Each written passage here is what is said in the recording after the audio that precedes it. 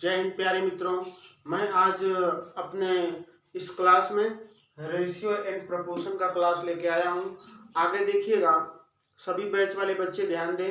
पिछली क्लास में यानी कि जब आपका क्लास ऑफलाइन चल रहा था तो उसमें आपका एलसीएम और एचसीएफ की क्लास लास्ट हुई थी।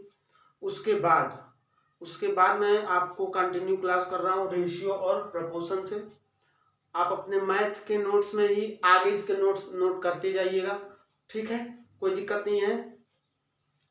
एलसीएम और एचसीएफ के बाद 2-3 पेज छोड़ करके, ठीक है, एलसीएम और एचसीएफ के 2-3 पेज छोड़ने के बाद आप रेशियो और प्रोपोर्शन को आगे क्या करिए, सॉल्व करिएगा, ठीक है। एक बात और ध्यान दें, ये जो क्लास है ये टेट और सीटेट के बैच वालों के लिए है। बाकी वनडे वाले ध्यान दें, वनडे वाले जो है उनकी क्लास अलग से चालू होगी, बहुत जल्द आएगी क्लास उनकी, ठीक। यहाँ पे देखिएगा ध्यान से, अनुपात किसे कहते हैं? अनुपात, रेशियो, अनुपात किसे कहते हैं? अनुपात, रेशियो। समझिएगा ध्यान से, दो या दो से अधिक राशियों के बीच के संबंध को भाग द्वारा प्रदर्शित जो करता है उसे क्या कहते हैं? अनुपात कहते हैं, ठीक है ना। ध्यान दीजिएगा, मैं जो बोल रहा हूं उसको नोट भी करते चलिएगा अपने नोट्स में। यहाँ देखिएगा, दो या दो से अधिक राशियों के बीच के संबंध को भाग द्वारा प्रदर्शित करने वाला व्यंजक क्या कहलाता है? रेशियो कहलाता है। क्या कहलाता है? रेशियो कहलाता है। जैसे कोई दो व्यंजक हैं, ठीक है, कोई दो व्यंजक हैं ए और बी, कोई दो व्यंजक ए और बी हैं, तो इनके बीच के संबंध को भाग में कर दीजिए। भाग का मतलब ए बटा में बी, ए बटा में बी के रूप में कर दीजिए, तो यही आपका हो गया अनुपात के रूप में। या इसी को आप लिख सकते हैं ए संबंधे बी। क्या लिख सकते हैं? ए संबंधे बी। यहाँ पे ये मान जो है अंक में हो सकता है। जैसे मान लीजिए कोई दो व्यंजक हैं 5 और 7, क्या है? 5 और 7 है, इनके संबंध को भाग द्वारा प्रदर्शित कर दीजिए, मतलब कि ये 5 बटा में 7, या इसी को अगर लिखा जाएगा अनुपात में तो ये हो जाएगा आपका 5 संबंधे 7। बात समझ पा रहे हैं ना। तो वह व्यंजक जो दो या दो से अधिक राशियों के बीच के संबंध को भाग द्वारा प्रदर्शित करता है अनुपात कहलाता है। जैसे ये अनुपात आया ये संबंधे भी, और ये वाला अनुपात आया 5 संबंधे 7, ठीक है। परिभाषा लिखिएगा, परिभाषा लिखने के बाद इसको जैसे में आगे लिखिएगा, ठीक है। आगे देखिए, नोट में लिखिएगा, आगे नोट में लिखिएगा। नोट में क्या लिखना है? देखिएगा, सदैव जो अनुपात होता है, जो अनुपात होता है वो सदैव सरलतम रूप में होता है। किस रूप में होता है? सरलतम रूप में होता है। जैसे अगर दो व्यंजक हम लिख दें यहाँ पे, जैसे कोई संख्या ये 20 बटा में ये 25 है, ठीक है, तो ये देखिएगा ये 20 बटा 25 है, तो आप इसको लिख सकते हैं 20 संबंधे 25, ठीक है ना। ये देखिएगा, आप जब भी अनुपात के रूप में लिखेंगे, जब भी अनुपात के रूप में लिखेंगे तब इसे सरलतम रूप में लिखेंगे। सरलतम रूप का मतलब कि छोटा से छोटा रूप में। छोटा से छोटा का मतलब इसको आप इसको काट के छोटा बना लीजिए। जैसे ये 5 से कटेगा, 5 चौके 20 और ये 5 पचे 25।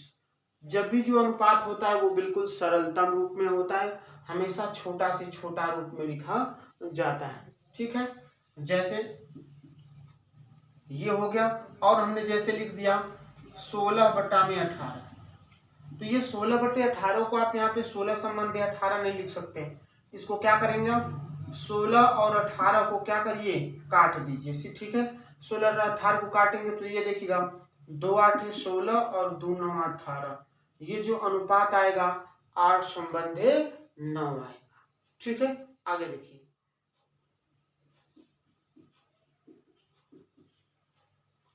अगला नोट देखिएगा। अगला नोट क्या है कि दो सजातीय राशियों के बीच ही हमेशा अनुपात ज्ञात किया जा सकता है। बात समझिएगा ध्यान से, सदैव दो सजातीय राशियों के बीच अनुपात ज्ञात किया जाता है। मैं जो बोल रहा हूँ उसको नोट डाल करके लिखते जाइएगा, ठीक है। अगर ये वीडियो आगे बढ़ जाए तो वीडियो को रोक करके ना पॉज करके आप नोट को क्या करिएगा, लिखते चलिएगा अपने नोट्स में, ठीक है। दो सजातीय राशियों के बीच अनुपात ज्ञात किया जाता है।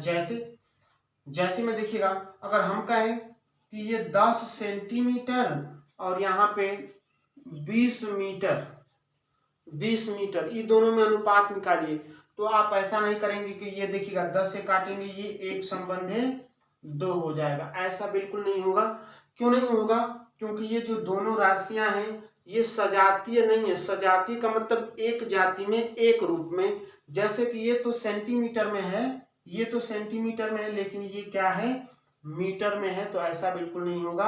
आप क्या करेंगे, इन्हें आप एक रूप में लिखेंगे, एक सजातीय रूप में लिखना है। जैसे देखिएगा, हमारा कहने का अर्थ ये है कि जैसे देखिए, अगर यहाँ पे 10 मीटर है और यहाँ पे 20 मीटर है, ठीक है, ये दोनों राशियां मीटर में है, तब इनका आप क्या निकाल पाएंगे, रेशियो, अनुपात निकाल पाएंगे। देखिएगा 10 एकम 10 और 10 गुना के 20, दोनों देखिएगा ये दोनों राशियां क्या है, सजातीय हैं, एक ही रूप में, ठीक है ना।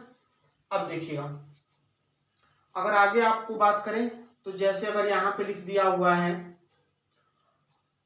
कि कोई दो राशियां हैं, यहाँ पे देखिएगा ये 100 सेंटीमीटर और ये है आपका 50 सेंटीमीटर, दोनों सेंटीमीटर में है, तो अनुपात निकालना होगा, तो आप काट देंगे। यहाँ देखिएगा 50 से कम 50 और 50 गुना के 100 हो जाएगा, इनका अनुपात जो आएगा 2 संबंध है, एक आ जाएगा। आगे देखिएगा, अगर आगे आपको देखा जाए इसी प्रकार से देखिएगा, अगर दो सजातीय राशियां ना हो तब, अगर दो राशियां सजातीय रूप में नहीं हो तब क्या करेंगे। जैसे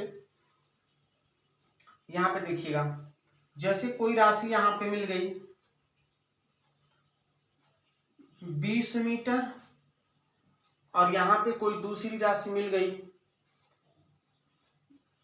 100 सेंटीमीटर, क्या मिल गई, 100 सेंटीमीटर।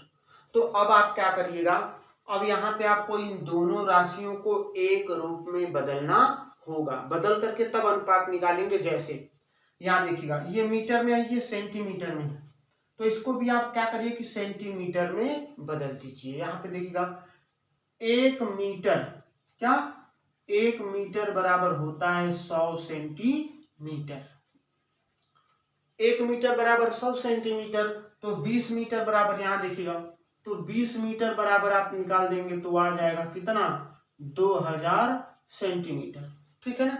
तो ये आ जाएगा आपका 2000 सेंटीमीटर और ये आपका पहले से ही 100 सेंटीमीटर। अब ये दोनों सेंटीमीटर में हो गया, तब इनका अनुपात निकाला जा सकता है। तो यहाँ पे काट देंगे, यहाँ देखिए 2 जीरो से 2 जीरो कट जाएगा, तो जो इसका अनुपात आएगा ये आएगा 20 संबंधे 1, क्या आएगा, 20 संबंधे 1 आएगा। क्यों, देखिएगा यहाँ पे दोनों सजातीय राशियां हो गई है ना। चलिए आगे देखिए, यदि ऐसे आपको प्रश्न दे दिया जाए, प्रश्न आपका दे दिया जाए कि यदि दो बालक ए और बी हैं जिनकी आयु क्रमशः 10 वर्ष और 30 वर्ष है, 10 वर्ष और 30 वर्ष है, इनकी आयु में अनुपात ज्ञात कीजिए, इनकी आयु में अनुपात ज्ञात कीजिए। तो देखिएगा यहाँ जो ए है उसकी आयु कितना है, 10 वर्ष है, और जो बी है उसकी आयु कितना है, 30 वर्ष है। ये दोनों वर्ष में है ना, यानी कि दोनों सजातीय राशियां, ये भी वर्ष में ये भी वर्ष में, तो अनुपात आराम से निकाल सकते हैं। 0 से 0 कट गया, दोनों की आयु में जो अनुपात आएगा वो 1 संबंधे 3 होगा। क्या होगा, 1 संबंधे 3 होगा।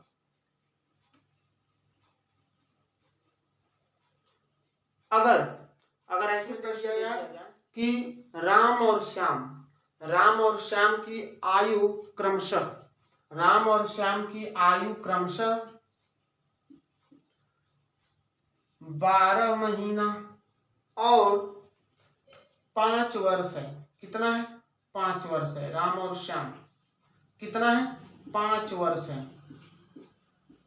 ये माह में है 12 माह और 5 वर्ष है, तो इनकी आयु में अनुपात ज्ञात कीजिए। इनकी आयु में अनुपात ज्ञात कीजिए। तो यहाँ पे देखिएगा ये दोनों राशियों को सजातीय रूप में एक रूप में होना चाहिए। देखिएगा ये वर्ष में है तो इसको भी किस में होना चाहिए, वर्ष में होना चाहिए। अगर ये वर्ष में नहीं है तो इसको वर्ष में बदल लीजिए। देखिएगा आप यहाँ पे लिख सकते हैं, ये 12 महीने को आप कितना लिख सकते हैं, 1 वर्ष लिख सकते हैं। और ये 5 वर्ष को आप वर्ष में रहने ही दीजिए। ये दोनों वर्ष में हो गया तो इनका अनुपात आ जाएगा 1/5। क्या आ जाएगा, 1/5 हो जाएगा। अब ये देखिए ये कटेंगे ही नहीं, ठीक है।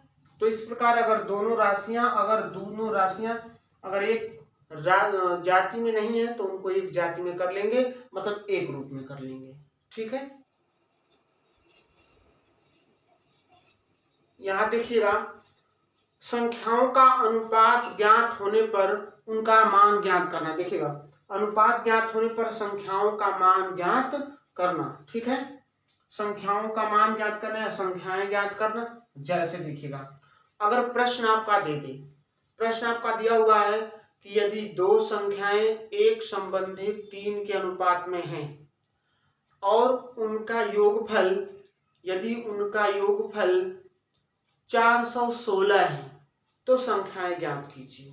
तो संख्याएं ज्ञात कीजिए। प्रश्न आपका बोर्ड पे दिख रहा है, प्रश्न को आप अपने नोट्स में नोट कर लीजिए, इसके बाद सॉल्व करिए। प्रश्न आपका क्या दिया हुआ है, दो संख्याएं हैं।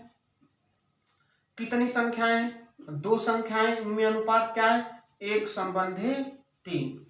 क्या अनुपात है, 1/3। और इन दोनों संख्याओं का जो योगफल है वो कितना है, 416 है, ठीक है। ये दोनों संख्याओं का योगफल 416। तो देखिएगा पहली संख्या कितनी, 1, दूसरी संख्या कितनी, 3। अब दोनों संख्याओं का चूंकि योगफल दिया हुआ है ना, तो दोनों संख्याओं का योग निकालेंगे। अगर पहली संख्या 1 है, दूसरी संख्या 3 है, तो दोनों संख्याएं 3 और 1 4, दोनों संख्याएं क्या हो जाएंगी, 4 हो जाएंगी। यानी कि हमारा 4 का मान दिया हुआ है, दोनों संख्याएं 4 हो गई, लेकिन दोनों संख्याओं का मान 416 दिया हुआ, तो 4 का मान 416। तो देखिएगा हम 1 का मान निकाल लेंगे, तो 4 से भाग देंगे तो 4 एकम 4, 4 चौके 16, 104 आएगा। क्या आएगा, 104 आएगा।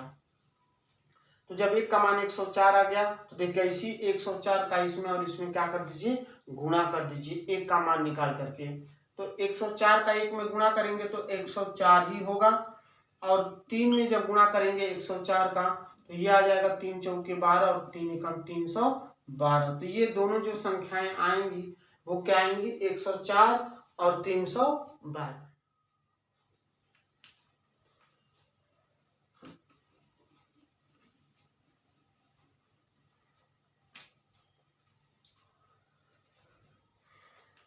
अगला आपका प्रश्न दिया हुआ है कि जैसे दो संख्याएं 3 संबंधित 4 के अनुपात में हैं। दो संख्याएं हैं, 3 संबंधित 4 के अनुपात में हैं। यदि उनका योगफल 714 है, कितना है, 714 है, तो पहली संख्या ज्ञात कीजिए, पहली वाली संख्या, ठीक है।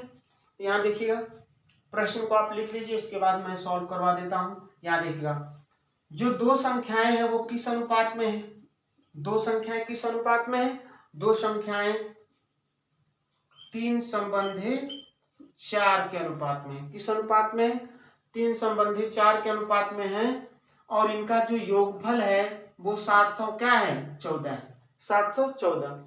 दोनों संख्याओं का योगफल दिया हुआ है तो दोनों को जोड़ देंगे, 4 और 3 7। 7 का मान कितना हो गया, 714। तो 1 का मान निकाल लीजिए, तो 7 से काट देंगे इसको, 7 एकम 7 गुना के 14, 102 बार में कटेगा। अब देखिए इसी 102 का आप क्या कर दीजिए, गुणा कर दीजिए। 102 का 3 में गुणा करेंगे, चूंकि हमको पहली संख्या ज्ञात करना है तो पहली संख्या निकाल लेंगे, 3 से उसमें मल्टीप्लाई करिए, गुणा करिए, 3 दूना के 6, 3 0 0 और 3 एकम 3। तो जो पहली संख्या आएगी वो कितना आ जाएगी, 306। पहली संख्या पूछेगा तो पहली निकाल देंगे, और दूसरी संख्या पूछेगा तो क्या निकाल देंगे, दूसरी संख्या निकाल देंगे, ठीक है। अगला प्रश्न,